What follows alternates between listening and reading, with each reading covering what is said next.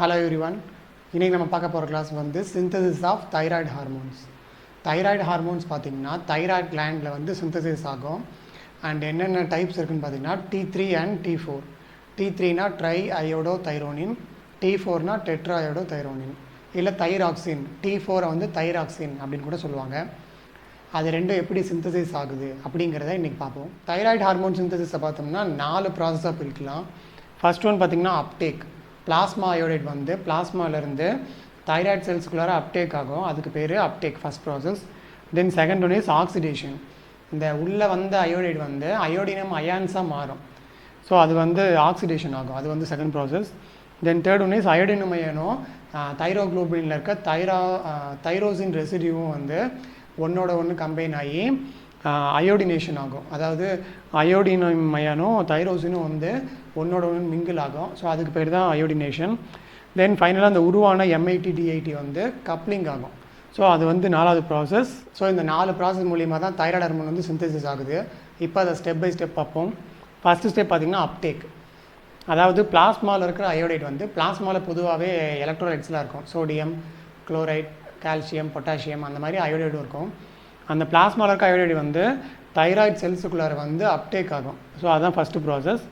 And அதுக்கு பார்த்திங்கன்னா sodium iodide சிம்போர்ட்டர் அப்படிங்கிற போர்ட்டர் தான் வந்து ஹெல்ப் பண்ணும். போர்ட்டர்னால் வந்து ட்ரான்ஸ்ஃபர் பண்ணுறது, சிம்போர்ட்டர்னால் வந்து ஒரே டைரெக்ஷனில் ட்ரான்ஸ்ஃபர் பண்ணுறது.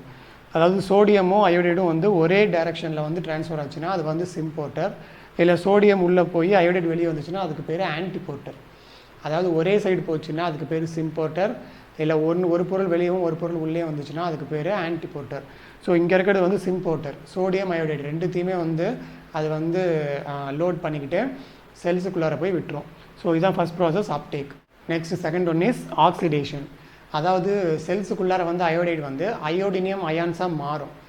அதாவது அயோடைடு வந்து ஆக்சிடேஷன் ஆகி அயோடினியம் அயான்ஸாக மாறும்.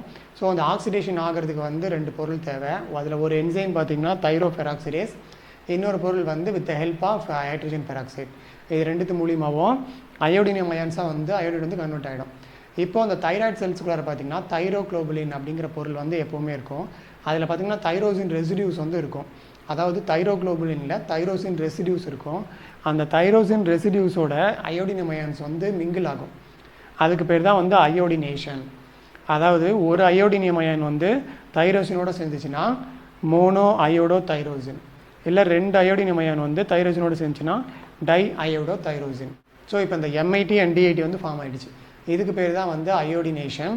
தென் இந்த எம்ஐடியும் டிஐடியும் வந்து ஒன்றோட ஒன்று மிங்கிள் ஆகி கப்ளிங் ஃபார்ம் பண்ணும். ஸோ அதுதான் 4வது ஸ்டெப், கப்ளிங்.